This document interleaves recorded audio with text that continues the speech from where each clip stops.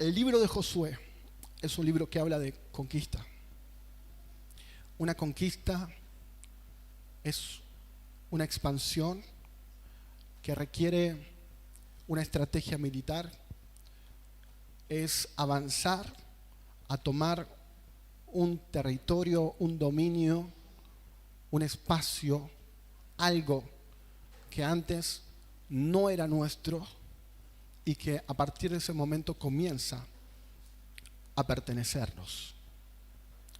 El libro de Josué habla acerca de esto, de cómo el pueblo de Dios avanza en la conquista. Pero lo importante, y yo creo que lo más grande de lo que se vivió, o el resultado de lo que se vivió en cada una de las batallas que tuvieron que librar, una vez que cruzaron el río Jordán y tuvieron que ir ciudad por ciudad, enfrentar diferentes enemigos, a veces confederaciones de ejércitos que se unían para combatir en contra de ellos.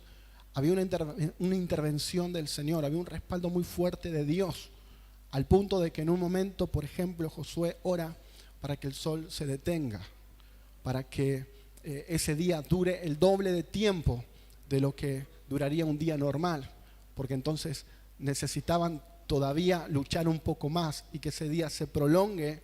Y el Señor estuvo atento a la oración de un hombre que en ese momento estaba en el plan y en el propósito de Dios.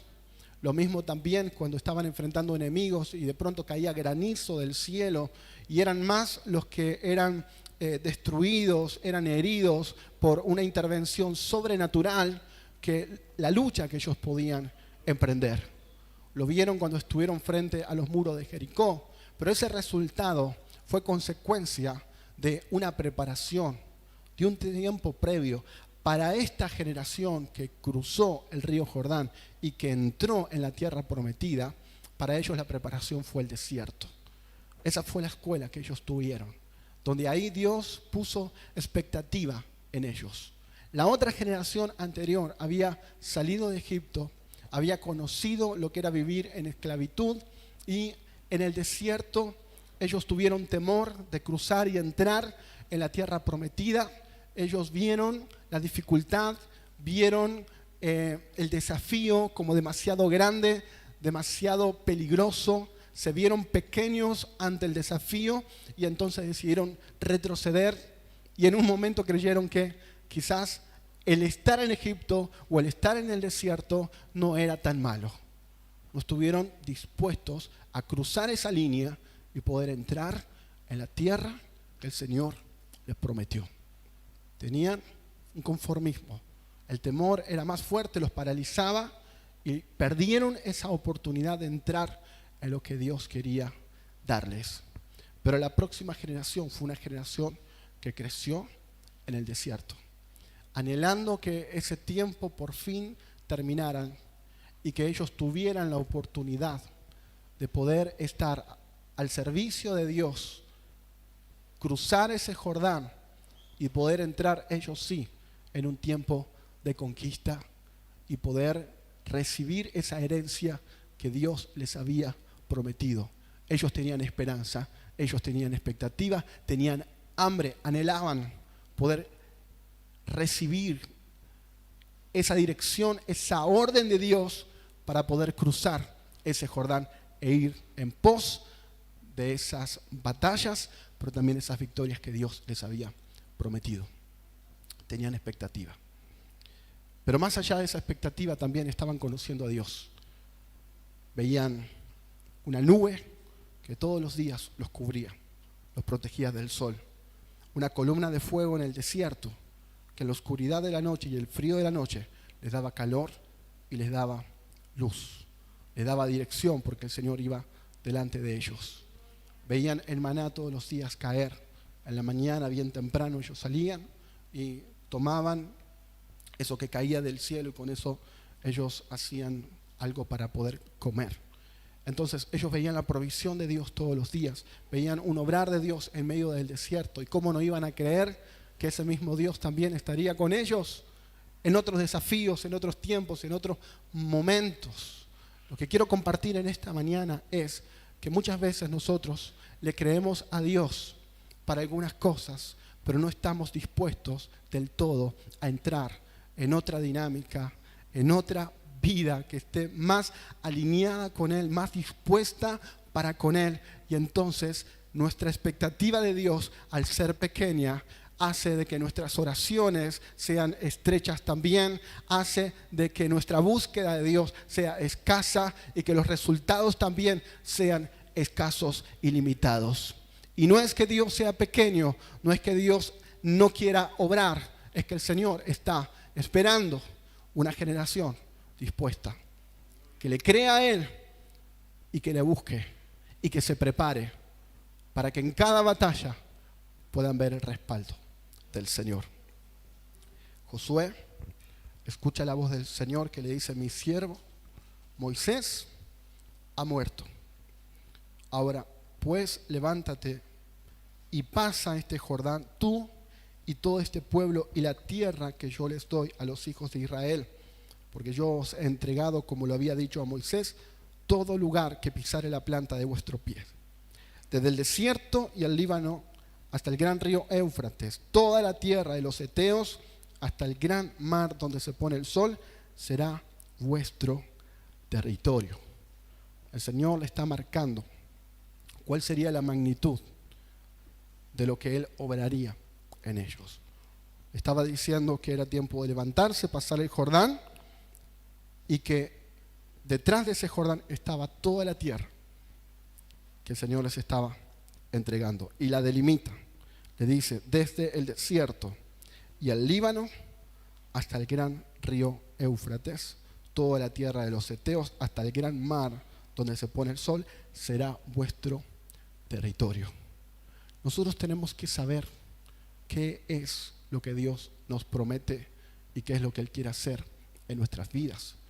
¿Cuál es la esperanza por la cual le estamos siguiendo? Hay una reacción hacia la apatía, hacia la indiferencia espiritual o hacia un conformismo, hacia una vida rutinaria donde cada semana es igual a otra, cuando no podemos ver más allá de lo que pasa de aquí 1 año, 2 años, 5 años, 10 años, lo que Dios nos prometió para la eternidad, pero también mientras estemos aquí sobre esta tierra. ¿A qué nos llamó el Señor? ¿Necesitamos que venga un profeta y nos diga? ¿O necesitamos nosotros entrar en oración y que sea Dios quien nos diga, quien nos muestre, quien nos haga sentir, quien nos ponga una inquietud, una carga para poder avanzar y proyectarnos en la dirección en la que Él quiere llevarnos para servirle? Necesitamos nosotros estar más cerca del Señor para poder saber qué es lo que Él quiere hacer en nuestras vidas. El domingo pasado estuvimos hablando fuertemente sobre lo que es el sentido de misión.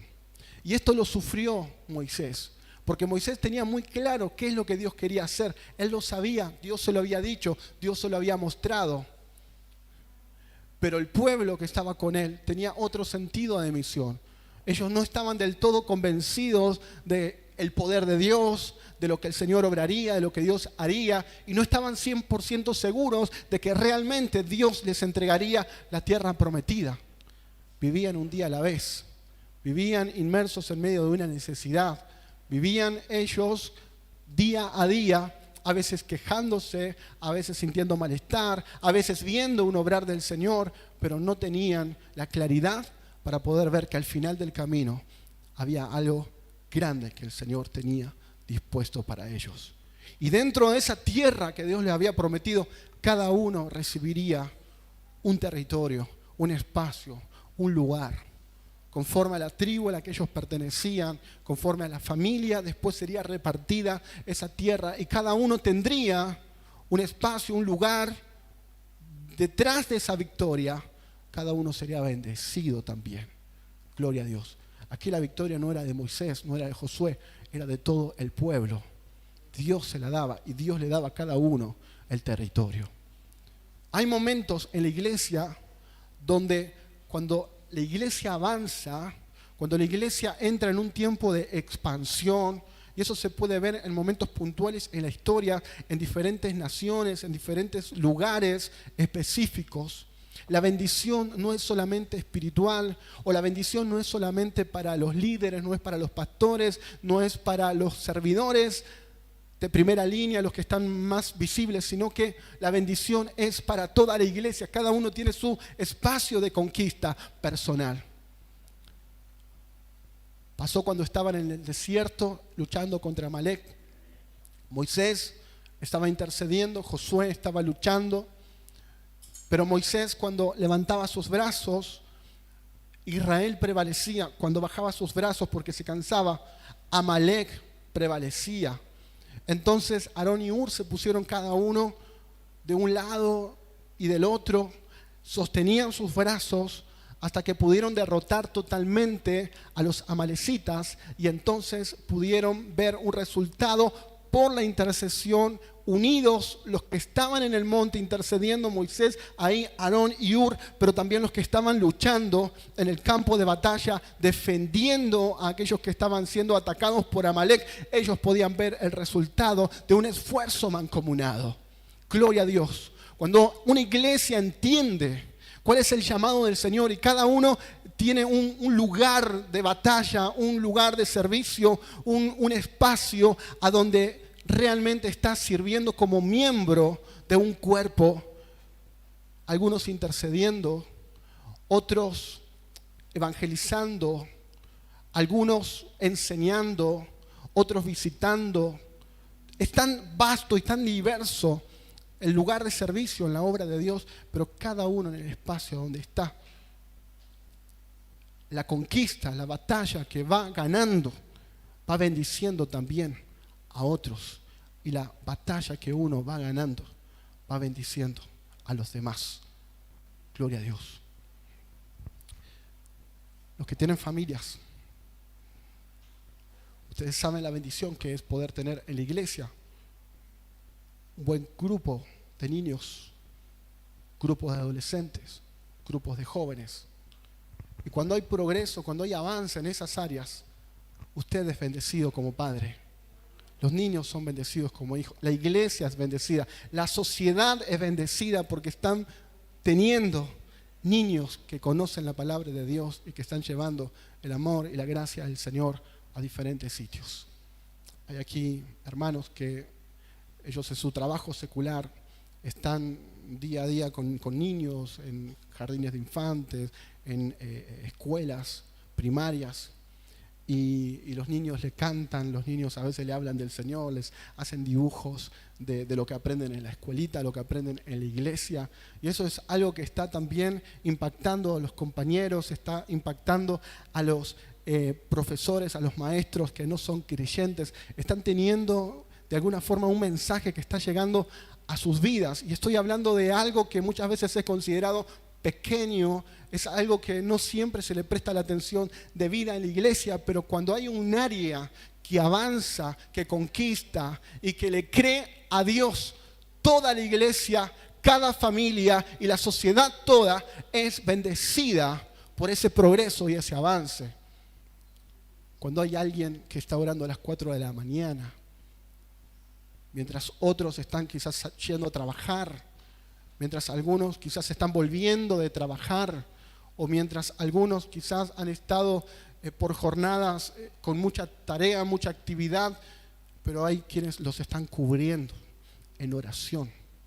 Hay un progreso, hay un avance, hay una conquista que sin duda bendecirá a aquel que se está esforzando, orando y buscando al Señor en horas puntuales y específicas en el día, pero también eso repercutirá en toda la iglesia y a través de la iglesia en toda la sociedad y en la nación toda. Hay una bendición porque cada uno tiene un lugar de conquista, un espacio asignado por Dios, que es la herencia, es la bendición que Dios tiene de todo lo que vemos, hermanos, cuando avanzamos como iglesia, cuando hay almas salvas, cuando hay crecimiento, cuando se pueden plantar nuevas congregaciones, cuando podemos apoyar a algún misionero, cuando podemos orar por las naciones de la tierra, cuando estamos como iglesia proyectados hacia lo que Dios quiere, hay bendición en cada familia, en cada persona, en cada uno de nosotros también. Y tenemos que poder tener la claridad, que Dios en esta mañana nos ilumine, que Dios nos muestre que no es en vano el servirle, no es en vano ser parte de una iglesia que no esté estancada, que no viva permanentemente en un desierto, donde no sea cada semana igual a otra, sino que podamos ver realmente la gloria del Señor. Y con esta expectativa lo podamos vivir. El destino de Moisés estaba ligado al destino del pueblo. Y el destino de Josué también estuvo ligado al destino del pueblo. Por eso Dios le dice a Josué: levántate y pasa este Jordán, tú y todo este pueblo, a la tierra que yo les doy a los hijos de Israel. Yo quiero enfatizar esto, porque a veces creemos de que un avivamiento, un mover de Dios va a venir solo por un hombre o una mujer que pueda tener mucha revelación de Dios, que pueda ser grandemente usado por el Señor, y que entonces a través de una persona que ore por nosotros, que imparta algo, que sirva al Señor, va a venir un gran movimiento de Dios. Y muchas veces Dios lo hace así, pero no es el plan de Dios que así sea.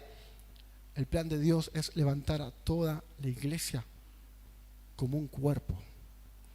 Hay tribus en diferentes lugares del mundo que de alguna manera alteran sus cuerpos. Por ejemplo, hay una tribu que ponen unos anillos en su cuello, en el cuello de las mujeres, para que tengan el cuello más alto.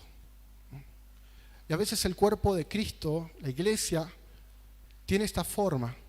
Hay miembros que se desarrollan más que otros, pero Dios no tiene en su plan esto, que haya áreas que sean notables, haya áreas que conquisten, haya áreas específicas donde avancen y haya otras que estén pasivos, estén en derrota, estén estancados. Dios quiere traer crecimiento a toda la iglesia. Dios quiere usar la vida de cada uno de los que estamos aquí. Dios lo hizo en la iglesia de Jerusalén, porque ahí estaban los apóstoles. Y, por ejemplo, cuando Pedro caminaba por las calles de Jerusalén, los enfermos eran sanados por la sombra de Pedro. Y la iglesia pudo haberse quedado en eso. Cuando había un enfermo, pudieron haber dicho, bueno, que venga Pedro y que ore Pedro por él. Pero vino una persecución y cada uno tuvieron que ir, uno a una ciudad, otro a otra ciudad. Y entonces se encontraron todos desconectados entre sí, pero se dieron cuenta que habían crecido, que habían conocido al Señor, y que eso mismo que Dios hacía con Pedro, también lo podía hacer con ellos. Y por eso el Evangelio comenzó a expandirse en diferentes lugares en tan poco tiempo. En 30, 40 años, la iglesia sin internet, sin rutas, sin aviones, sin teléfonos, sin vehículos, sin movimiento, ellos pudieron evangelizar todo el mundo del Imperio Romano, desde España hasta muy entrado Oriente. Ellos pudieron expandir el Evangelio y sembrar iglesias, plantar iglesias casi en cada ciudad y en cada aldea. ¿Cómo se explica esto? Es que cada creyente entendió que era llamado también a servir y que era parte de algo que Dios quería hacer. Esa iglesia vivió un tiempo de conquista. Y si la iglesia de Cristo hubiera seguido a ese nivel durante estos 20 siglos, el mundo sería muy distinto y la iglesia también sería muy distinta y la forma en la cual nosotros vivimos sería también muy distinta. Sería mejor. Si nuestra espiritualidad sería mejor, mayor, nuestra vida también sería más fácil. Veríamos un obrar y un respaldo de Dios mayor. El enemigo estaría más limitado. La oración de la iglesia no dejaría que el enemigo pueda hacer todo el caos que vemos alrededor de nuestras naciones, de nuestros continentes. Pero la iglesia no se ha mantenido en ese nivel de conquista, sino que se ha estancado. esa generación, la del primer siglo, la generación que vio a Jesús, la que fue discípulo de los discípulos de Jesús, esa generación fue una generación de conquista que Dios usó tremendamente. Pero de ese momento en adelante no se ha visto un obrar a esa magnitud, a ese nivel en toda la historia de la iglesia. Gloria a Dios. Nunca antes en la historia ha habido tanta gente viviendo en el mundo como ahora. Hace unos años atrás la estadística era 7.000 millones de personas en el mundo. Nunca hubo tantas personas habitando este suelo. Pero también nunca ha habido tantas personas que necesitan recibir del Señor, escuchar del Señor, conocer al Señor. Pero nunca antes hemos tenido las herramientas que nosotros hoy tenemos a disposición para poder llegar con el mensaje del Evangelio. Esta es una oportunidad que Dios nos ha dado con los desafíos que tiene, con todas las contrariedades que tenemos. Por eso el Señor le decía a Josué todo el tiempo: esfuérzate, sé valiente, yo estaré contigo. Nadie te podrá hacer frente en todos los días de tu vida. Como estuve con Moisés, estaré contigo, no te dejaré ni te desampararé. Le mostró la magnitud del llamado. Le dijo que tendría que ser esforzado y valiente, que él cumpliría lo que Dios había prometido, lo que Dios había jurado, lo que Dios había determinado hacer. En ese momento puntual, eso se cumpliría. Solamente esfuérzate y sé muy valiente, dice la Escritura, para cuidar de hacer conforme a toda la ley que mi siervo Moisés te mandó. No te apartes de ella ni a diestra ni a siniestra, para que seas prosperado en todas las cosas que emprendas. Este versículo que dice: solamente esfuérzate y sé muy valiente para cuidar de hacer conforme a toda la ley que mi siervo Moisés te mandó, nos muestra cuál es la prioridad para nosotros los creyentes en Cristo. Donde a veces estamos demasiado enfocados en lo que hay que hacer puertas afuera de nuestro lugar de oración, de nuestro espacio de estudio bíblico. Y nos olvidamos o no somos conscientes del valor y la importancia que tiene ese tiempo en el que estamos delante de Dios. Porque ahí realmente se está librando la batalla, y es ahí donde Dios le decía a Josué que debía poner cuidado y debía poner su esfuerzo ahí en eso. Porque si él fuera esforzado en mantener una comunión con Dios y en seguir todo lo que Dios había ordenado en su palabra, todo le iría bien, sería prosperado en todas las cosas que emprendiera. Gloria a Dios. ¿Dónde debe estar nuestro enfoque? En la palabra de Dios. ¿Dónde debe estar nuestra mirada? En tener comunión con Dios. Es ahí donde está la verdadera batalla, donde está el verdadero desafío, donde realmente ahí en ese lugar, en ese espacio, es donde se está librando lo que vamos a ver puertas afuera. Jesús dijo: tú orando en un lugar secreto, tu Padre que ve en lo secreto te recompensará en público. Es el resultado de lo que ocurre cuando estamos puertas adentro, orando, buscando al Señor, escudriñando las Escrituras, queriendo ser bíblicos en todas las decisiones que tenemos que tomar. Yo veo a la iglesia de Cristo en este tiempo demasiado enfocados en lo que Dios puede hablarles a través de otro, esperando que otro le hable, le profetice y le diga lo que ya sabe que tiene que hacer, porque la palabra de Dios, la Biblia, se lo está diciendo. Gloria a Dios. Veo a una iglesia muy pendiente de nuevas estrategias, de encontrar un secreto para poder prosperar, para que las cosas sean mejor, para que haya un verdadero avance y progreso. La clave es ser bíblicos en todo lo que hagamos dentro de este ámbito eclesial, pero también en nuestro trabajo, en nuestra familia, a donde nos movamos, ser bíblicos. Dice la Escritura que seremos prosperados si no nos apartamos ni a diestra ni a siniestra, seremos prosperados en todas las cosas que emprendamos. Algo tan simple como leer las Escrituras y buscar que el Señor nos dé profundidad para entender qué es lo que Él nos quiere hablar. En eso está todo el potencial de las victorias, de las conquistas, de la respuesta de Dios a cada oración que nosotros podamos tener. Yo sé que Cristo ha pagado el precio para que nosotros podamos acercarnos al trono de la gracia y podamos acercarnos a Él. Él nos escucha, Él nos responda. Pero cuando vivimos en obediencia, cuando realmente estamos alineados con Él, no estamos nosotros mismos provocando el caos en nuestras vidas, sino que nosotros mismos estamos caminando de tal manera que las puertas se empiezan a abrir, estableciendo relaciones, principios, un estilo de vida sano, desde lo más íntimo, desde lo más personal en nosotros, en nuestra comunión con Dios, hasta en nuestras familias, hasta el vínculo en nuestro ámbito, en nuestro hogar, en nuestro trabajo, en diferentes espacios donde nos movemos. Vamos caminando con Dios y dice la Biblia que seremos prosperados en todas las cosas que emprendamos. Si nunca se aparta de nuestra boca este libro, si meditamos en él, si lo guardamos conforme a todo lo que en él está escrito, haremos prosperar nuestro camino y todo nos saldrá bien. Y el versículo 9, otra vez, Dios dice, pero enfatizando más, mira, que te mando que te esfuerces y seas valiente.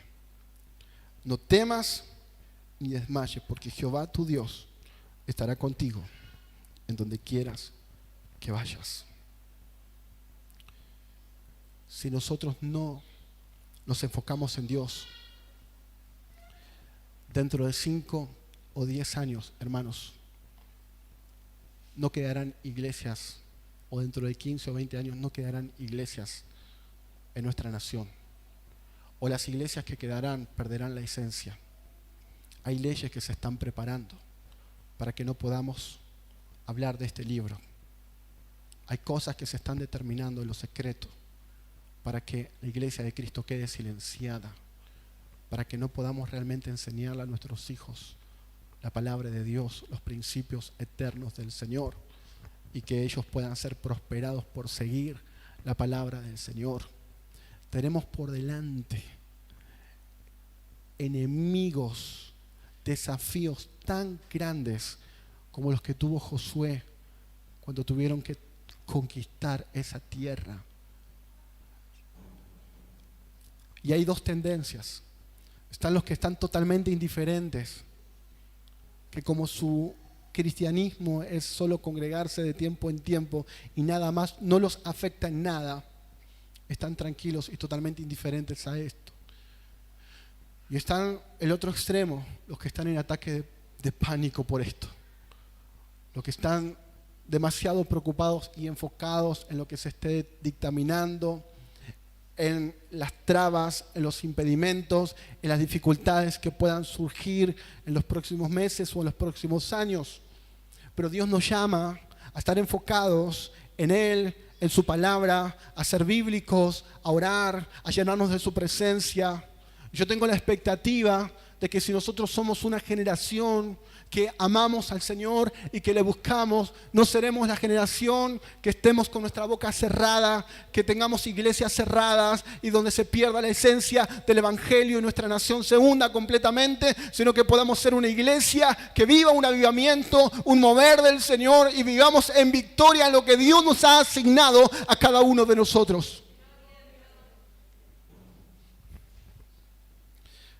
Pero el Señor le dice: levántate tú y pasa este Jordán, tú y todo este pueblo. El cruzar el Jordán era un punto sin retorno. El cruzar el Jordán era aceptar una vida de batallas, de victorias, pero también de conquista. El cruzar el Jordán marcaba un antes y un después en la vida de Josué y en la vida de todo el pueblo. Necesitamos ser determinantes, como lo fue Daniel en Babilonia. Tomó una determinación, él propuso en su corazón no contaminarse, propuso vivir en santidad, propuso en su corazón agradar a Dios, sean cuales sean las consecuencias. Propuso orar todos los días, aunque por momentos había edictos que prohibían que pudiera orar a Dios, pero él sin embargo lo seguía haciendo. De la misma manera, porque sabía que la única esperanza y la única respuesta estaba en el Señor. Cruzar el Jordán significa tomar una decisión, salir de una inercia, salir de un cristianismo nominal o salir de un cristianismo tibio o frío a entrar en una atmósfera como la que se movió en el tiempo de conquista. Es creerle al Señor de que no viviremos sabiendo que Dios puede hacer algo, sino viendo el obrar de Dios en medio de su iglesia, creyendo lo que Dios es y lo que Dios ha prometido, pero viendo lo que Dios es y lo que Dios ha prometido.